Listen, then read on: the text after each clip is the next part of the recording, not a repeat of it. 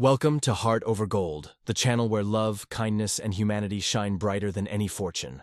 In today's story, Roxanne Hugh had spent 8 years in a marriage to Rick, where her dreams were stifled and her identity lost. On their anniversary, she faced his neglect and betrayal, which led her to rediscover her own strength.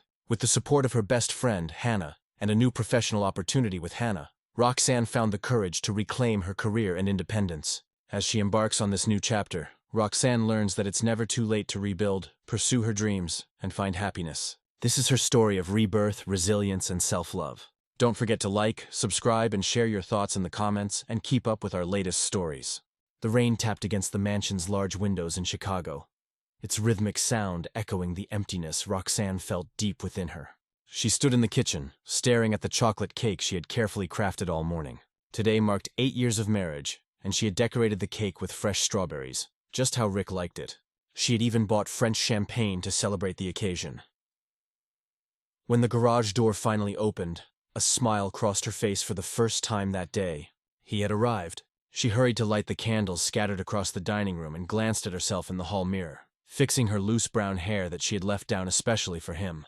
"Rick!" she called cheerfully when she heard his footsteps. "You're just in time. I made a surprise for you." Rick entered, his cell phone glued to his ear, waving her off impatiently as he walked past her. "No, Rodriguez, the numbers are all wrong," he muttered into the phone, his tone irritated. "You need to redo the calculations by tomorrow." Roxanne stood frozen, the candles flickering around her, as the smile slowly faded from her face. When he finally hung up, he glanced at her and frowned. "What's all this?" he asked, clearly irritated.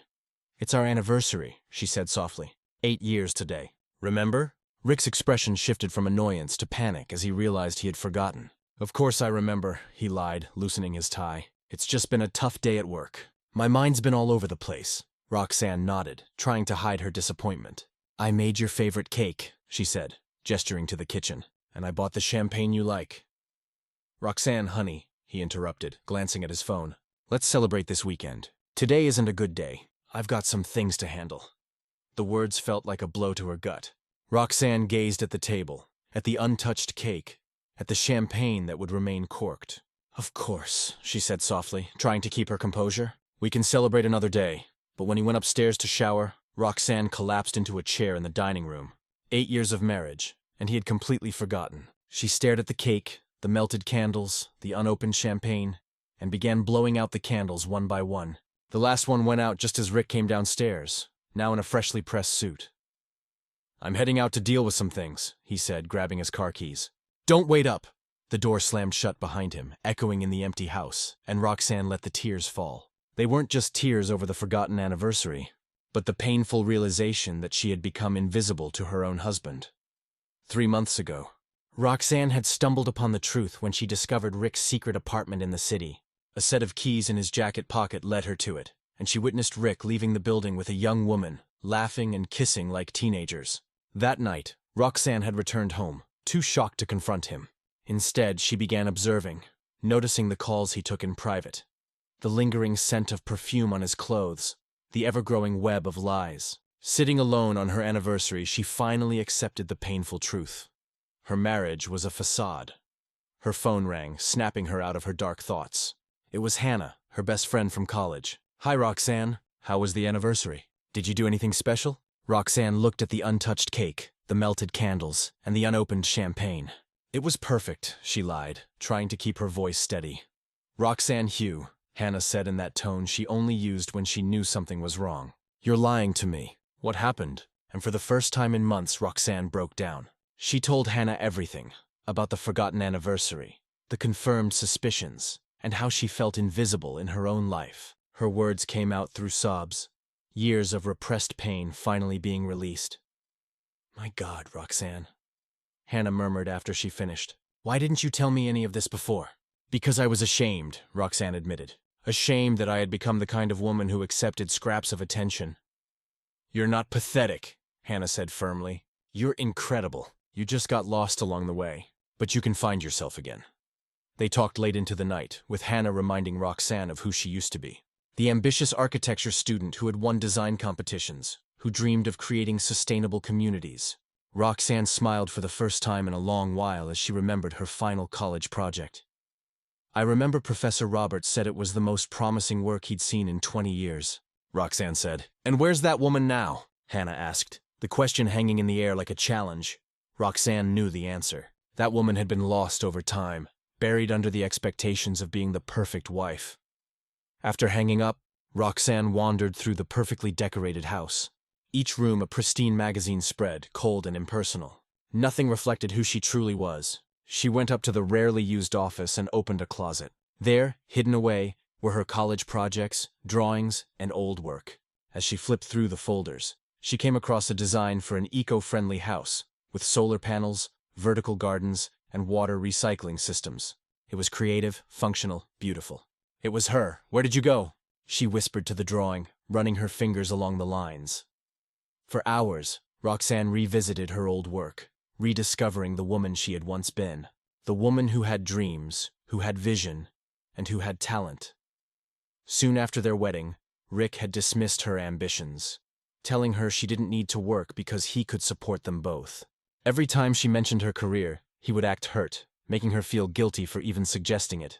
She'd given up her professional dreams, thinking she was being a good wife, but now, sitting alone, she saw it for what it really was, Rick's attempt to control her. When Rick came home at 6:01 a.m., the unmistakable scent of another woman on his clothes, Roxanne pretended to sleep. But she was awake, her mind clearer than ever before. It wasn't just about the affair. It was about the man who had slowly eroded her confidence and turned her into a shadow of herself. After he left for work the next morning, Roxanne made a decision that would change her life forever. She called Hannah. Do you still have contacts in the architecture field? I do, Hannah replied, surprised but hopeful. Why? Because it's time for me to get my life back. And for the first time in years, Roxanne felt a spark of hope. It wasn't going to be easy, but anything would be better than being invisible in her own life.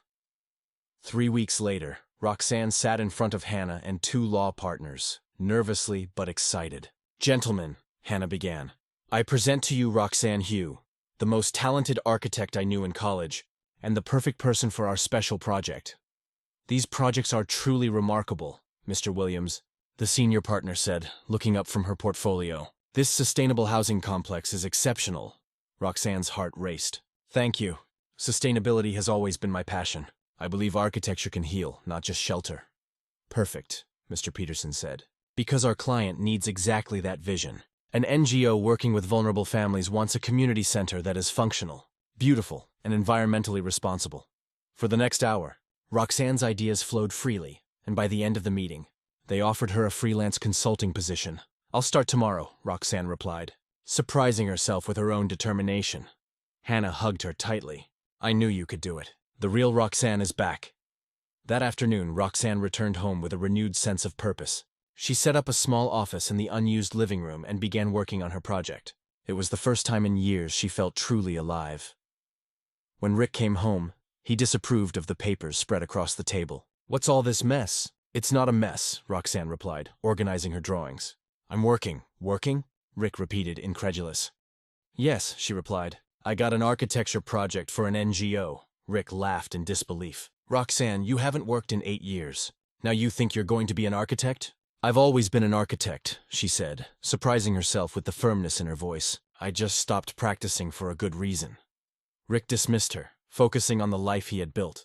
But Roxanne finally understood. She had spent 8 years living for him, and now it was time to live for herself. Eleanor, you're having a crisis, probably hormonal. I suggest you see a doctor. The condescension was the final straw. Something snapped inside Roxanne. A barrier that had been built over years of humiliation and had finally given way. Get out, she said, her voice low, but loaded with an authority she didn't even know she possessed. What? Get out! She yelled, pointing to the door. Get out of my sight before I do something we might both regret. Rick looked genuinely shocked. In 8 years of marriage, she had never yelled at him, never asserted herself in this way.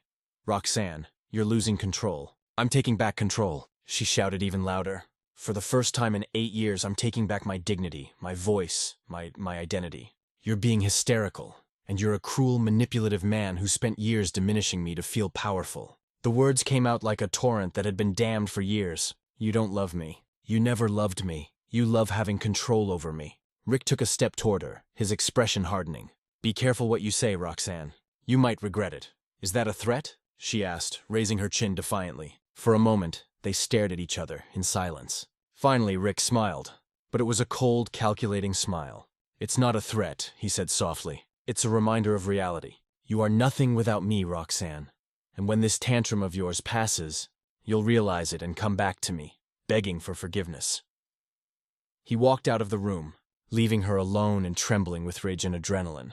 But for the first time in years, Roxanne didn't feel diminished or humiliated. She felt strong. She looked at the drawings scattered on the table at the project she had started to develop and made a decision that would change her life forever. She picked up the phone and dialed Hannah's number. "Hannah," she said when her friend answered. "I need a lawyer. A good divorce lawyer." "Eleanor, what happened?" "What happened is that I finally got my dignity back, and now I'm going to get my freedom back, too." From upstairs, she heard the sound of Rick's car leaving the garage, probably heading to his secret apartment to the arms of his young mistress. For the first time, it didn't hurt her. On the contrary, she felt relieved. She had finally seen who Hurley was, and she finally had enough courage to do something about it. The seed of liberation had germinated. Now it was time to let it grow, a reclaimed life. 6 months later, Roxanne was unrecognizable. Not physically. She had always been a beautiful woman, but in her essence, there was a light in her eyes that hadn't existed for years, a confidence in the way she walked, a genuine smile that completely transformed her appearance. Her apartment in the city center was small compared to the mansion she had shared with Rick, but it was completely hers. Every piece of furniture had been chosen with care. Every color reflected her personality. Every corner told her story. It was a real home, not just a show house. The divorce had been finalized the week before. Sarah Martinez, the lawyer Hannah had recommended, had secured a more favorable settlement than Roxanne had ever imagined possible. Rick, desperate to keep his reputation intact, had agreed to give her a substantial sum and even pay a monthly pension for 3 years. "He was afraid you'd go public with the affairs," Sarah had explained. "Men like him, who depend on a respectable public image, pay well for silence." But Roxanne wouldn't need his money for long. Her work as an architect was flourishing in a way she never expected. The community center for the NGO had been a resounding success, even earning a mention in the region's most respected architectural magazine. Other projects began to appear, and she had set up her own small office. That Thursday morning, she was reviewing the final details of her most ambitious project yet, a sustainable residential complex for middle-class families. It was exactly the kind of work she had always dreamed of doing. Architecture with a social purpose. The phone rang, interrupting her thoughts. "Roxanne Hugh Architecture," she answered, still getting used to the sound of her own professional name. "Roxanne, it's me." The voice made her stop in the middle of a note she was taking. It was a voice she hadn't heard in more than 10 years, but she recognized it instantly. Her heart stopped for a second before it started to race uncontrollably. "Hannah," she whispered. "Hi," he said, and she could hear the shy smile in his voice. "Hannah gave me your number. I hope you don't mind that I called." "No, of course not," she replied quickly, sitting down because her legs suddenly seemed unable to support her. How are you?" "Well, very well, in fact. And you, Hannah, told me about your new face." Eleanor closed her eyes. Of course, Hannah had told him. Her friend had never hidden that she thought she and Hannah should have ended up together. "I'm doing well," she said. "Better than I have in 100 years, to be honest." "I'm happy to hear that." There was a pause, and when he spoke again, his voice was more serious. "Actually, I have a professional proposal for you." "Professional?" "Yes. You know, I work with sustainable architecture here in London, right? Well, our company is expanding and opening an office in the States. We're looking for an American partner, someone with a similar vision to ours." Roxanne's heart raced even faster. "And you thought of me?" "I saw your work, Roxanne. Hannah showed me photos of the community center, and I looked up your other projects online. It's exactly what we're looking for. Sustainable architecture with a social conscience. You've grown so much as a professional." Eleanor felt a warmth spreading through her chest. Hannah had researched her work. Hannah thought she'd grown as a professional. "I'd be interested in learning more," she said, trying to keep her voice professional despite the whirlwind of emotions. "How about we talk in person? I'm coming to Chicago next week for other business meetings. Can we arrange a dinner?" "You?" "Yes, of course," she said, surprised at her own courage. They arranged to meet the following Saturday at a restaurant she had suggested. An elegant but unpretentious place, very different from the ostentatious venues Rick preferred. When she hung up the phone, Roxanne stood for a few minutes, trying to process what had just happened. Hannah was coming back into her life, and not just coming back. He was offering a professional opportunity that could change everything. She stood up and walked to the mirror in the bathroom. The woman staring back at her was someone she had learned to admire in recent months. Her hair was shorter in a modern cut that highlighted her features. Her eyes shone with a confidence she had gradually regained. She was a strong, independent, accomplished woman. "You did it," she said to the mirror. "You really found yourself again." The king's final lesson Saturday arrived sooner than she expected.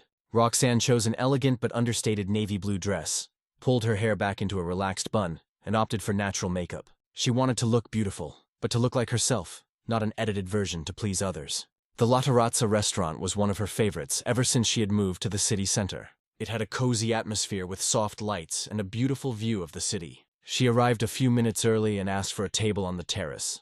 When she saw Hannah enter the restaurant, her heart skipped a beat. He was more mature, obviously. The dark brown hair now had a few gray strands at the temples, and there were laugh lines around the green eyes she remembered so well. But their smile was the same, tender and genuine, and the way he looked at her when he saw her was as if time had not passed at all. "Eleanor," he said, approaching Thedable, and there was obvious admiration in his voice. "You look wow, you're radiant."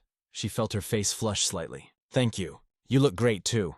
They greeted each other with a hug that lasted a few seconds longer than would be purely friendly, and Roxana felt a comforting familiarity that she had forgotten existed. So he said when they sat down, "Tell me everything. How was this professional rebirth?" And she told him. She talked about the decision to go back to work, about the first project, about the feeling of rediscovering a part of herself that had been buried for years. Hannah listened with genuine attention, asking intelligent questions, showing real interest in her journey. "I always knew you would be brilliant," he said when she finished. "Even in college, there was something special about the way you saw architecture. You didn't just design buildings. You designed dreams, and you?" she asked, changing the subject to prevent her emotions from overwhelming her. "How has life in London been?" Hannah smiled. "Challenging, rewarding, lonely, sometimes lonely. Yes, I never got married. You know, I dated some people over the years, but it was never like he didn't finish the sentence, but he didn't need to." Roxanne knew exactly what he was trying to say because she felt the same way. "And you?" he asked. "How are you handling all the changes?" "Better than I expected," she replied honestly. "For a long time, I thought I couldn't live without the security that marriage provided. But I discovered that true security comes from trusting yourself, not from depending on someone else. And now you trust yourself. I'm learning." She smiled a little more. Every day they talked about work, about sustainable architecture, about the projects he was developing in Europe. The professional proposal was truly interesting. A partnership that would allow her to expand her work to an international level, maintaining her office in the United States, but collaborating on European projects. "You'd have to travel to London a few times a year," he explained. "And I would travel here too. We'd be true partners on equal footing." The word partners carried a weight that went beyond professional, and they both knew it. "Can I think about it?" she asked. "Of course, but Roxanne, there's one thing I need to tell you." He looked at her, waiting. "I never forgot you," he said simply. "In all these years, I always wondered what if. What if I hadn't taken that job in Europe? What if I had fought for you when Rick came along? What if I had been braver?" The words hung in the air between them. Roxanne felt her heart beating so fast she was sure he could hear it. "Hannah, I know it's complicated," he continued. "I know you're rebuilding yourself, rediscovering yourself. I don't want to pressure you or complicate your life, but I also don't want to miss the chance to tell you how I feel again." Eleanor closed her eyes for a moment, feeling a mix of emotions she hadn't experienced in years. Fear, excitement, hope, uncertainty, all at once. "I never forgot you either," she admitted finally. "For years, I wondered what our life would be like if we had made different choices. And now, I'm learning that it's never too late to make new choices." They finished dinner talking about other things, but their romantic tension remained in the air like an electrical current. When he walked her to her car, there was a moment of hesitation before they said goodbye. "Eleanor," he said softly, "no matter what you decide about the professional proposal, I'm just happy to have found you again. Seeing you strong and accomplished is everything I've always wanted for you." She stood on her tiptoes and lightly kissed his cheek. "Thank you for showing up at the right time in my life," she whispered. That night, Roxanne lay awake late, staring at the ceiling of her apartment. For the first time in years, the future seemed full of infinite possibilities. She had a flourishing career and financial independence. And now there was the possibility of a love she had thought was lost forever. She didn't know what decision she would make yet, but she knew one thing for sure. Whatever her choices were, they would be hers. And that in itself was already a victory, the ultimate victory. A year had passed since the reunion with Hannah, and Roxanne's life had changed in ways she could never have imagined. The professional partnership with him had blossomed magnificently. Together, they were revolutionizing the concept of sustainable architecture in the American market. 3 trips to London had solidified not only their business, but also the romance that had been reborn between them. On that Saturday morning, Roxanne was in her apartment getting ready for an event that ironically would represent the perfect closing of a cycle. The Chicago Business Association's annual gala, the same event she had attended for years as Rick's invisible wife. This time, however, she was going as Eleanor Hugh, award-winning architect and successful businesswoman. Her firm had gained national recognition after an innovative sustainable social housing project, and she had been invited to receive a special tribute at the ceremony. Nervous? Hannah asked, appearing at the bedroom door. He had arrived from London the day before and would be staying in Chicago for 2 weeks to finalize the details of his permanent move to the United States. They had decided to formalize the partnership, not just in business but in their personal lives too. A little, she admitted, adjusting the dress she had chosen for the evening.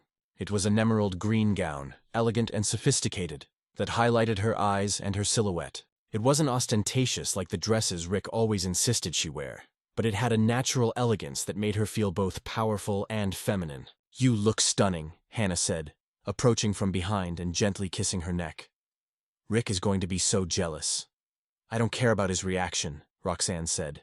And she realized it was true. Thamon, who had once controlled her life, was now just a figure from the past. Unable to affect her emotionally, Hannah smiled, admiring the delicate necklace she was wearing, the same one he had given her at graduation, which now symbolized not only the past they shared, but the future they were building together. "Ready?" he asked. "Offer. More than ever?" she replied. The Hilton Chicago Grand Ballroom was magnificently decorated for the occasion. Golden lights created a romantic atmosphere, and the round tables were strategically arranged around the central dance floor. It was the same venue where Roxanne had spent so many nights being ignored and humiliated. But on this Saturday night, everything was different. From the moment they entered the ballroom, Roxanne noticed heads turning in her direction. Not just because of her appearance, although she was indeed radiant, but because of the confidence that emanated from her, the way she walked, the way she smiled. She was a completely transformed woman. "Eleanor Hugh," a familiar voice called out to her. It was Evelyn Costa, the wife of a prominent Chicago businessman and one of the social queens of the city. "My God, you look absolutely stunning." "Thank you, Evelyn." Eleanor smiled, introducing Hannah. "This is Hannah Cole, my partner and fiancé." The word fiancé still sounded new on her lips. They had gotten engaged the week before during a romantic walk on the beach, when Hannah had knelt in the sand and asked for her hand with a simple but perfect ring. It wasn't ostentatious, but was full of meaning. "Fiancé?" Evelyn exclaimed. "How wonderful, and I hear you're doing incredible work together." That social housing project was pure genius. Over the next hour, Roxanne was surrounded by people who wanted to congratulate her, meet Hannah, and hear about her projects. It was a completely new and intoxicating feeling to be admired for her own merits, to be seen as an interesting and successful person. It was then that she saw him. Rick was on the other side of the room, impeccably dressed in a tuxedo Osselways. But there was something different about him. He seemed smaller somehow, less imposing than she remembered. At his side was a young blonde, probably the same one she had seen a year ago, who looked bored and uncomfortable. For a moment, his eyes met hers across the ballroom. Rick stared at her with an expression she couldn't quite decipher. There was surprise, certainly, but also something that looked like respect, or maybe just a realization that she had become someone he could no longer ignore. Roxanne felt Hannah's hand on her back, a comforting touch that brought her back to the present. "Is everything okay?" he asked softly. "It's perfect," she replied. And it was true. Seeing Rick didn't affect her anymore. It was like observing a stranger. The master of ceremonies called for attention to the stage, announcing that it was time for the special tributes. Eleanor was called to receive the Innovative Entrepreneur of the Year award for her sustainable architecture projects. As she walked toward the stage, she could feel all eyes on her. But it wasn't the discomfort she used to feel when she was just Rick's wife. It was genuine admiration, recognition of her accomplishments. "Ladies and gentlemen," she said into the microphone, her voice clear and confident. "When I received this invitation to be honored tonight, I kept thinking about what it meant for me to be here today." She paused, her eyes sweeping the audience. For a brief moment, her gaze met Rick's, who was watching her with an expression she had never seen before. 2 years ago, I was lost. I had forgotten who I was. What were my dreams? What was my worth as a person? I was living a life that wasn't mine, being a version of myself that I didn't recognize. Low murmurs rippled through the ballroom. Some people knew her story with Rick, and her words were being clearly understood. Today I'm here not only as an entrepreneur but as a woman who rediscovered her strength. This award isn't just mine. It belongs to all the women who had the courage to start over, to pursue their dreams, even when it seemed impossible. The applause was warm and prolonged. When Roxanne came down from the stage, she was greeted by a crowd of people wanting to congratulate her. Among them, surprisingly, was Rick. "Eleanor," he said, approaching her when the others stepped away. "Congratulations. That was a powerful speech." "Thank you," she replied politely but without coldness. There was no longer any anger in her heart, just indifference. You look happy." "I am," she confirmed simply. Rick looked at Hannah, who was a few feet away talking to other guests, but was clearly attentive to the conversation. "He's the one, isn't he? The architect from London." "Yes, Hannah and I are partners, and we're getting married soon." Something passed over Rick's face. An expression that could have been regret or perhaps just the realization of what he had lost. "Eleanor, I never apologized," he said, "for what I did, for how I treated you. You deserved so much better." It was the first time in all the years she had known him that he admitted to being wrong, but his words came too late to cause any emotional impact. "Thank you for saying that," she replied with sincerity. "But that's part of the past now. You've changed," he said, observing her as if he were seeing her for the first time. "I haven't changed," she corrected gently. "I've just gone back to being who I always was." Hannah approached at that moment, putting a hand on Roxanne's waist protectively, but not possessively.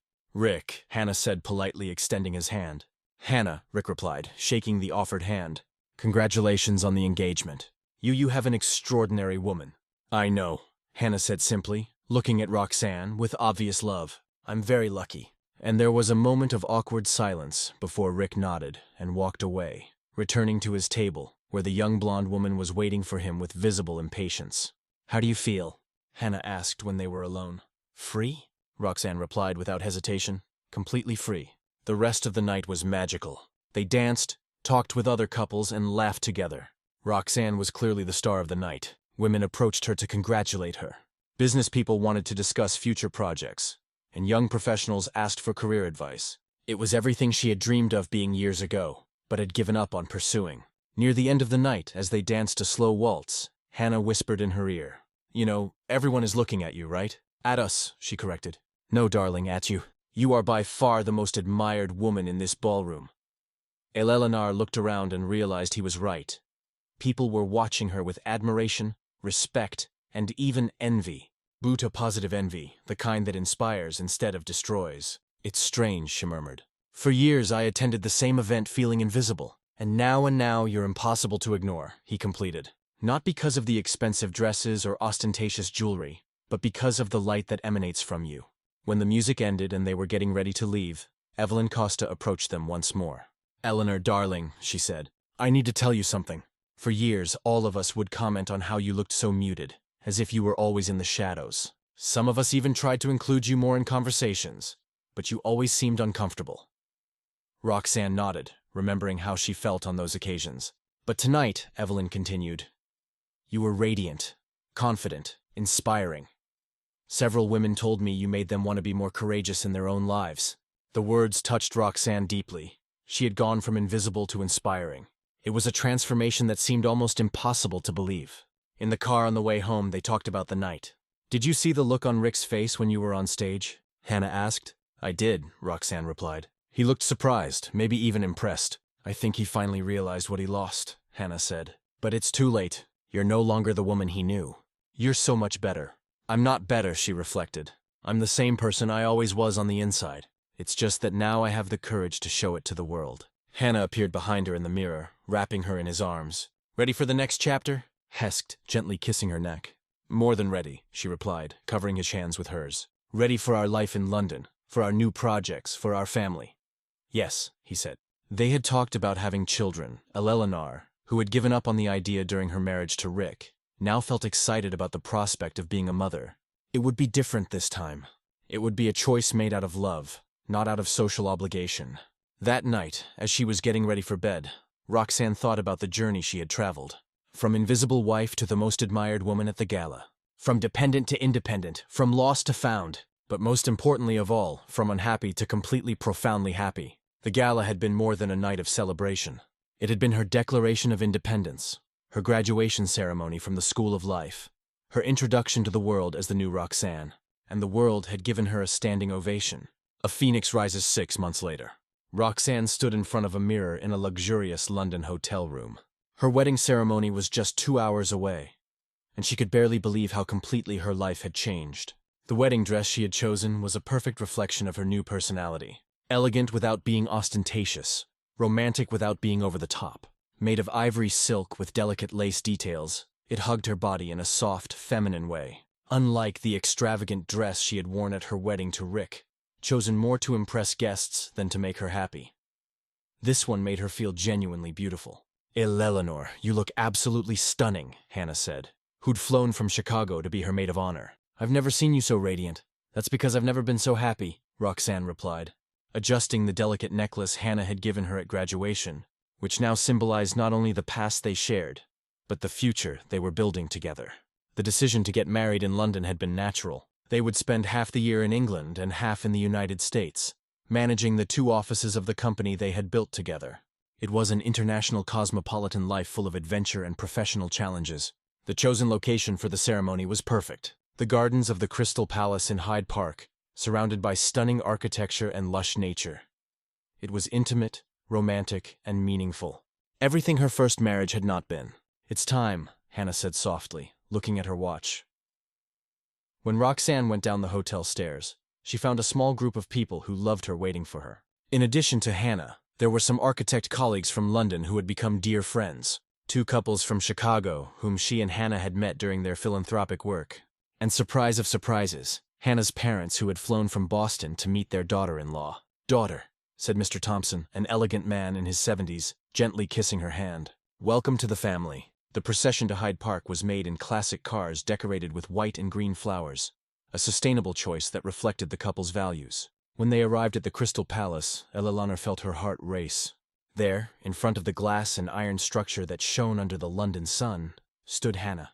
He was wearing an impeccable navy suit, but it was his smile that made her pause for a moment to take in the scene.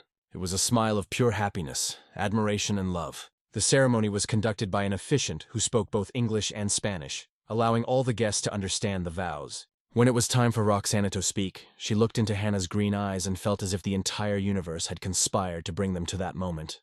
"Julin," she began, her voice clear and steady, "when we met in college, I was a young woman full of dreams, but insecure about my own worth. You made me believe I could conquer the world." A few discreet tears rolled down her face, but her smile was radiant. "Later, life separated us, and I got lost along the way. I forgot who I was. I gave up on my dreams. I became a version of myself that even I didn't recognize.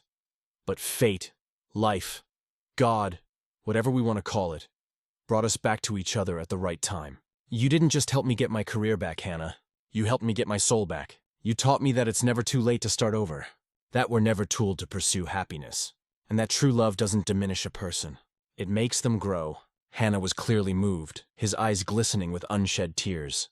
"I promise you, not only to be your wife, but to be your life partner in every sense. In business, in dreams, in the adventures that are still to come. I promise never to lose myself again because now I know that my home is not a place. It's being by your side." When Hannah spoke his vows, his words were equally touching. He mentioned how he'd never stopped loving her, how he had held on to hope that they would one day reunite, and how seeing her rise from the ashes of a destroyed marriage had been the most inspiring thing he had ever witnessed. "You are the bravest woman I know," he said, "and I'm honored to spend the rest of my life learning from your strength." When they were pronounced husband and wife and kissed under the warm applause of the guests, Roxanne felt that she was finally complete. Not because she needed a man to complete her, but because she had found someone who loved her exactly as she was, strong, independent, ambitious, and free. The wedding reception was held on the terrace of the Dorchester Hotel with a panoramic view of London.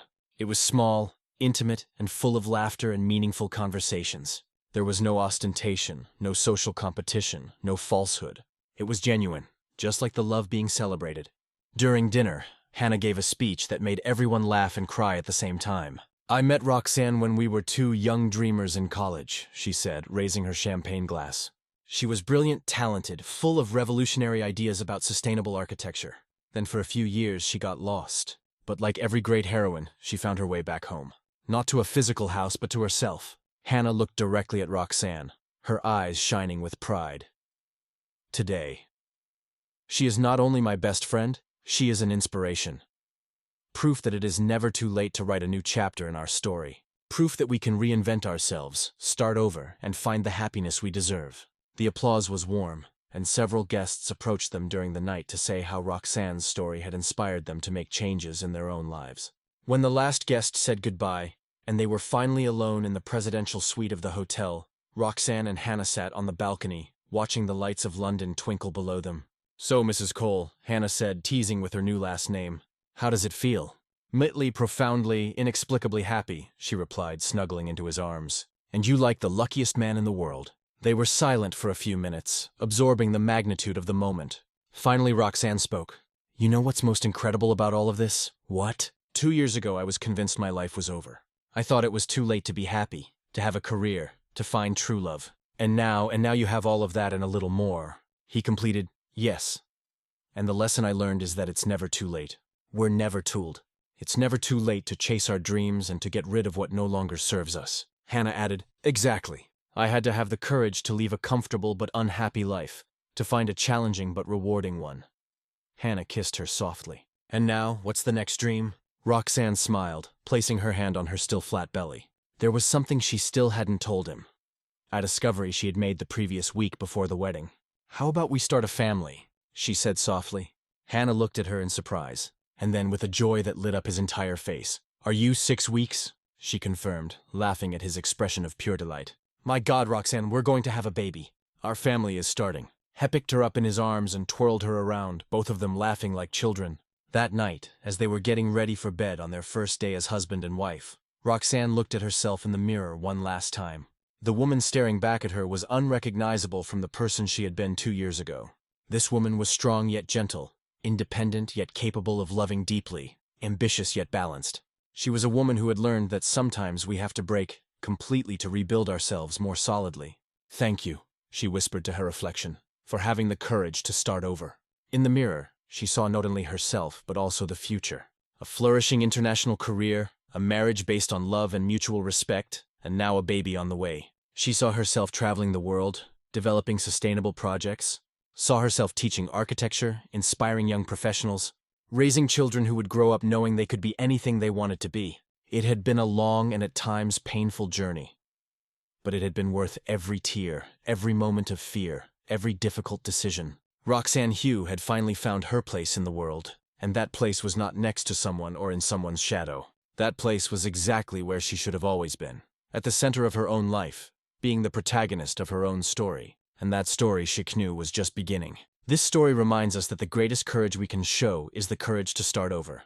Eleanor discovered it's never too late to find yourself again, to pursue the happiness we deserve, and to write a new chapter in our lives. Her story teaches us that we are the authors of our own destiny, and that true love starting with self-love has the power to transform and liberate us.